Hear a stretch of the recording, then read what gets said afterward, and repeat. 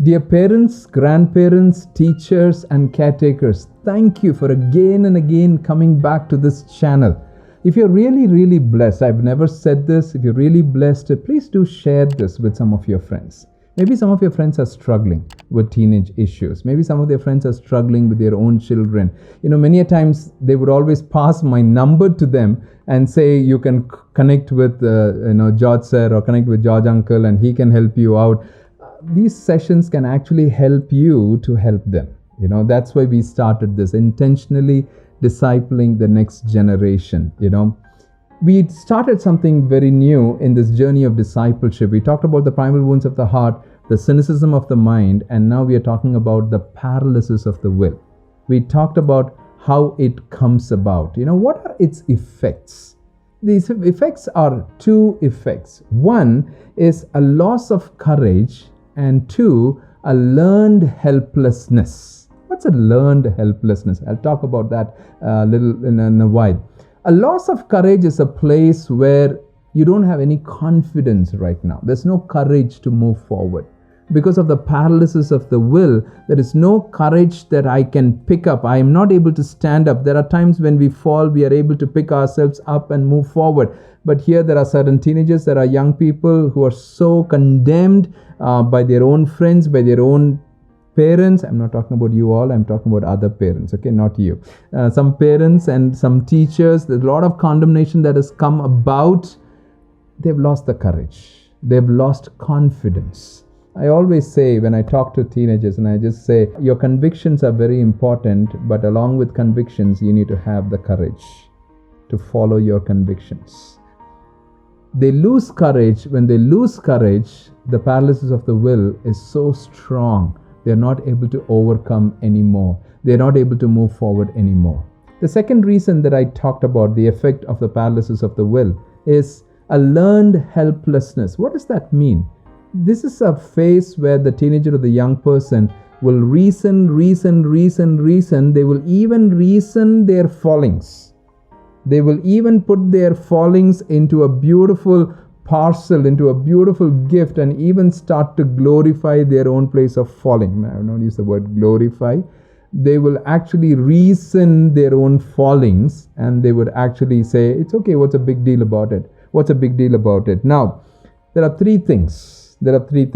What they are saying, that learned helplessness of reasoning, there are three questions that they ask, what we should know, what we must know, and what we willfully ignore. What we should know, what we must know, what we willfully ignore. You as parents, caretakers, teachers, and grandparents, maybe ask them these three questions. Hey, what must you know about your falling? What must you know about some of the mistakes that you have done? The second question to ask is, what should you know, about some of the places that you have fallen? The last question, which is like an elephant in the room and talking about it, very difficult. What are those things that you willfully ignore? I know teenagers, young people, they'll immediately pretend, or they will just say, I don't want to talk about things like that. This is what I keep saying. Connect with them. Earn their trust. If they trust you, they will open up. They will share. What's the proof? I've spent hours and hours together with teenagers, with young people, and I've earned their trust. There are two boys that we have taken in one of our projects, the Open Door projects. Parents have died in this pandemic, and there's nobody there to take care, so we have kind of given them a transition place. On the first night, I talked with the older boy. He's 18 years old. I had almost 2 hours of talk, and he began to open up and begin to share. You know what he said in the last? This is the first time I've had somebody who did not condemn me, who did not brand me, who did not crucify me, who did not, put a seal on me, who were just listening. That's exactly what you need to do, parents. That place of a paralysis of the will, it's a very difficult phase where your own teenager, your own young person is hurting. Just listen to them. Let them open up. More they open up, it's good. More they share, it's good.